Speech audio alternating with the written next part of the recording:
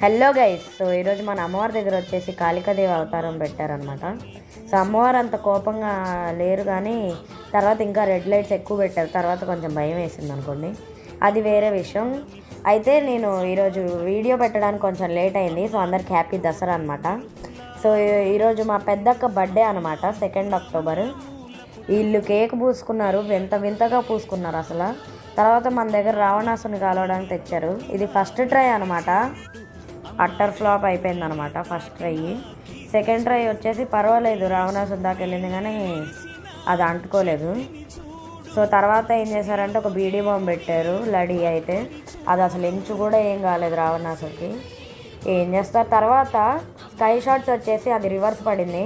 పందిర్ లోపలికి వచ్చి పేలినాయి sky shots, మా మీదకి వచ్చి కూడా పేలినాయి, ఎవరికేమంత కాలేదు.